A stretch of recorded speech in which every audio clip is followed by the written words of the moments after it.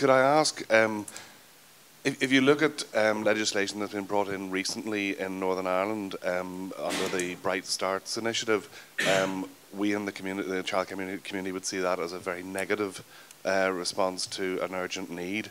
There are hugely innovative and wonderfully forward-looking childcare strategies within Europe, and I was just wondering, the three existing candidates maybe could give me an idea of how they could maybe bring some of the best models that are shown in Europe and maybe re-educate their local colleagues in how to put forward a proper childcare strategy.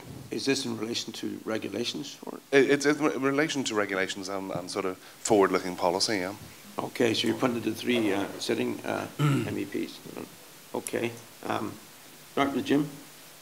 Yeah, I think that's a very good question, but I'm also a great believer that you shouldn't ask Europe to do what you can do, you should be able to do better locally. And I would have thought that's where we should be able to do that at a local level much better. But I also believe, yes, we can learn from the best practice of others and we can learn from others. And the one thing we shouldn't believe here, that we know everything. That we are the best in the world, and that is sometimes what we think. There are other people out there who are doing an awful, are actually have maybe scoped the way, have actually taken the risks, and we should learn from that. And that's where I would actually move forward. Europe's a great person to actually want to take over and do everything, but I'm a great believer that you actually encourage people at the ground level to actually be more realistic in how they come forward with their ideas. Okay, Martina? Well, as Junior Minister, it was something that we had responsibility for in OFM, DFM, and I think, you know, attached to the conversation and debate about the childcare strategy, we need to look at welfare reform and the implications of welfare reform for children, particularly those children who find themselves living in severely disadvantaged areas and fall into the unfortunate remit of them having to deal with poverty and deprivation. So a childcare strategy, without doubt, there are models of best practice elsewhere in Europe. But we talk about regulation here, and people look about maybe the regulation that is affecting their business or affecting their area, whether it's having an adverse effect or a positive effect. And as MEPs, we represent all of the people. So we have to look at regulation in its totality and in its widest sense. So whilst there would be the working time directive, some people in this room may have a view of it one way or another. Others may look at the payment directive, where you would have organisations being able to get access, particularly subcontractors, to quicker payments.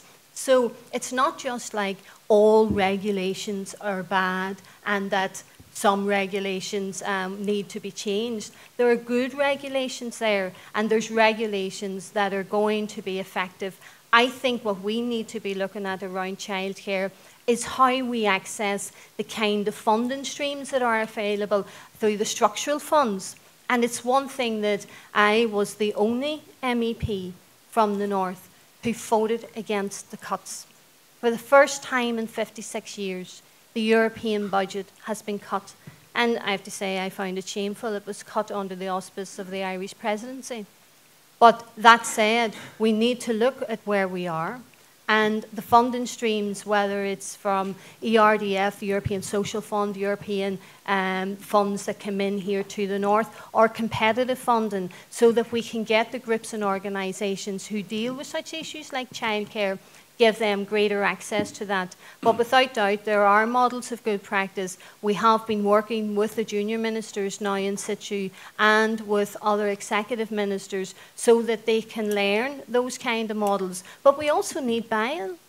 And we have a kind of executive that we have with their different ideologies and different views. And you can see that with welfare reform. So whether you're going to get your players around the table agreeing to your childcare strategy, obviously that's the debate and conversation that's happened in the Assembly and the Executive, and we're not there yet. Okay. Martina, or Diane, just before. Thank you.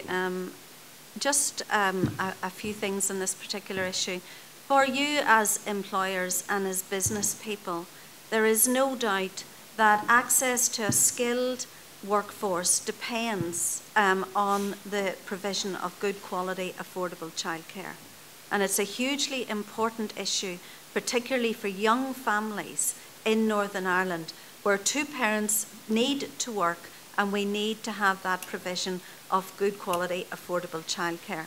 However, I am a firm believer, and you asked the question in the context of Europe, I am a firm believer in the principle of subsidiarity and the sovereignty of the member state, and this is a member state issue, and therefore it is a devolved issue that is actually an issue for Northern Ireland and for the Northern Ireland Executive. It is welcome that we are looking at the issue. It is welcome that we're providing additional childcare places. That is hugely, hugely important for the workforce. In terms of Europe, there is no doubt that there are examples of best practice that we can actually look at and copy, and there are funds that we can look at where organisations can collaborate and look at best practice in other countries. One of the joys of the work that I've been doing over the last number of years is to see ordinary communities engage with Europe. And I take issue that Basil says we always go to Europe with our begging bowl. We have ordinary communities engaging with Europe. I can think of an ordinary community group in Bangor now engaged in a lifelong learning project where they're looking at the issue of helping women to be involved in education at all aspects of their life, and they're doing that in collaboration with 12 European countries funded by Europe, and that is very important. Just a final word. Actually, the failure to implement welfare reform will impact on a childcare strategy, because we are now being fined £100 million every year and growing. And that is less money for the Northern Ireland Executive. That is less money for services and jobs in Northern Ireland. I have a few more candidates who want to speak, but I want to make it very quick. But Anna was first, and then go ahead. Just very quickly to say that we are still waiting for the publication of the childcare strategy from OFM, DFM, and many women are prevented from returning to work because they cannot afford childcare, and there is really an urgent need for OFM, DFM to look at this issue. And women are a great asset to SMEs, to all our industrial sectors as well, and business sector. So affordable and accessible childcare is very, very important to allow them to return. Also, we need a lot more training and encouragement for people to want to become childminders. There's a huge lack of childminders in every area in Northern Ireland. Just quickly, Diane raised the point, subsidiarity, great word. And we're all driving for subsidiarity here so we can have regional decision making, which is entrepreneurial in its own right.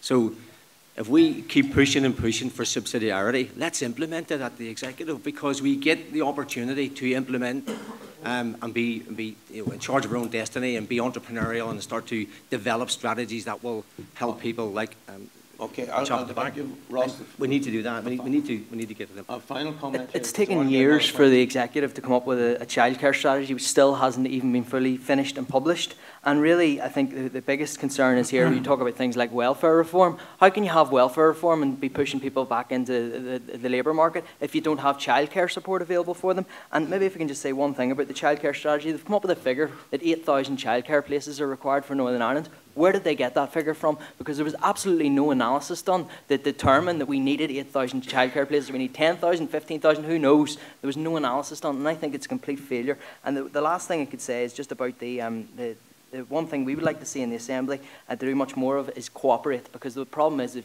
you don't have joined up decision making when it comes to children's services. You have duplication and you don't have an optimisation of services. So let's say a duty to cooperate, a legal duty to cooperate, to force them to work together. These are all things that are a responsibility of the Assembly. This is a European election we're talking about. And you folks run the Assembly, so it's... You know, so like, let's be very realistic about this. And like when you talk about the budget, and Martina says she voted for the budget, with the greatest respect, we were voting for taking waste out of Europe. And you can take millions more waste out of Europe and have less director generals, less jobs in Europe at the top for the boys, and that's what... Well, I just want to correct that, because that's not what you voted for. You voted for cuts for CAP, cuts for structural funds, cuts for peace. That's exactly what you voted for. I would have been supporting the travelling circus that we have to move from Brussels to Strasbourg every month, 180 million. You did not cut for that. Okay. You did not support that. Just like you Martina, supported just a like cut Martina, in you the destroyed budget the and jobs, structural 200 funds jobs piece. in Gallagher That's and the Ballymena. reality. When you That's did the that, reality. you destroyed That's the that as reality well. that you So voted that's for. it's your Okay, problem, I just Martina. want- That's what you did.